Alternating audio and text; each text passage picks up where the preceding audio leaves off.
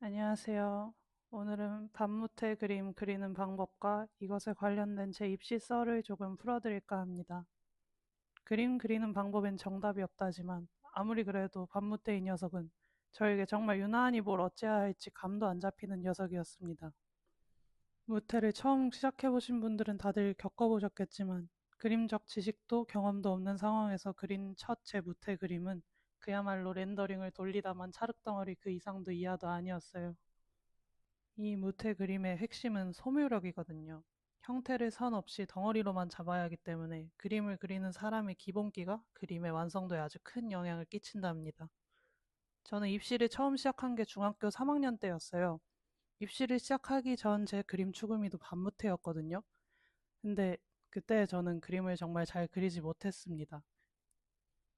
아무리 혼자 그림을 그려봐도 계속 찰흙덩어리만 나오니까 결국 안 되겠다 싶었던 저는 그림을 잘 그리고 싶다는 야망을 품은 채 만화학원에 등록하게 됩니다.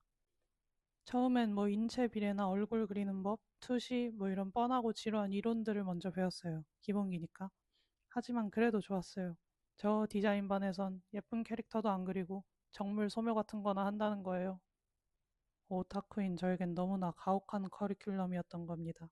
아니나 다를까 저의 전임쌤도 만화는 소묘 같은 거 안 해도 된다면서 저를 꼬셔댔습니다. 홀랑 넘어갔어요. 근데 다 시뻘건 거짓말이었던 거예요. 전임쌤은 제가 취미반에서 입시반으로 반을 바꾼 후에야 본심을 드러내셨습니다. 소묘는 모든 그림의 기본이다. 소묘를 해야 한다.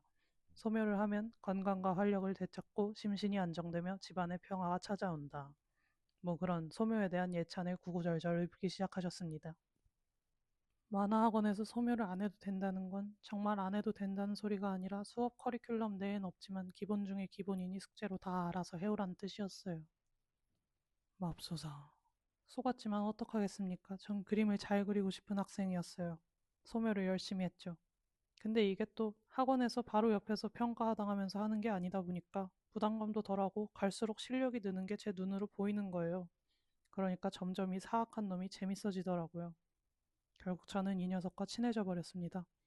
소묘라는 것의 소중함을 뼈저리게 느껴버렸어요.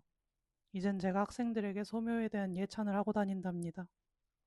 얘기가 길어졌지만 결국 하고 싶은 말은 그겁니다. 소묘를 하자. 실제로 제 소묘 전후 그림 실력 차이가 상당히 크답니다.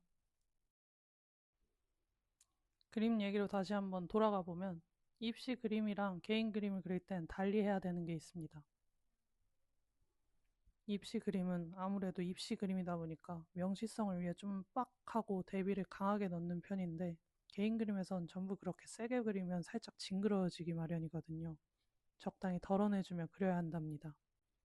그림이 다 너무 튀어나와서 징그러워 보이는 것. 입시 그림만 그리다가 개인 그림을 그릴 때 종종 보이는 현상이에요. 이렇게 덜어내는 것도 소묘력이 있어야 한다.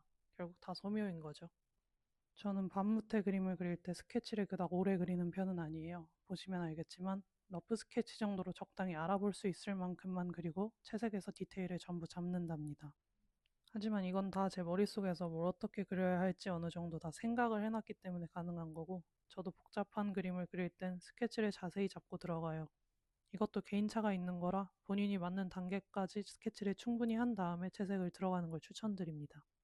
저의 경우는 이제 밑색을 전체적으로 깔고 명암 단계를 간단히 올려준 다음에 선 레이어 위에 새로운 레이어를 만들어서 이제 본격적인 묘사를 시작해 줍니다. 아참, 밑색을 깔 때는 전체적인 색감에 맞춰서 깔아주는 것이 중요한데 지금 이 그림의 색감은 전체적으로 푸른색으로 설정이 되어 있기 때문에 저도 밑색을 푸른색 색감에 맞춰서 통일시켜 줬답니다. 색감을 뭘 해야 될지 모르겠다 싶을 땐 적당히 원색으로 다 깔아준 다음에 오버레이어 같은 효과 레이어를 활용해서 전체적인 톤을 맞춰주시는 것도 추천드립니다. 어느 채색 방식에나 적용되는 말이에요. 그래도 저는 가오가 있는 미대생이기 때문에 한 번에 색감을 잡는 편을 좀 더 선호하긴 합니다. 이제 저는 세부 묘사를 들어가고 있는데요. 이렇게 계속 만져주다 보면은 언젠가 괜찮은 그림이 완성된답니다. 저는 이제 마저 그림을 완성하러 가보겠습니다. 여러분들 소묘 많이 하셔서 멋있는 밤무태 그림을 완성하시길 바라겠고요. 저는 다른 내용으로 다시 만나 뵙도록 하겠습니다. 안녕.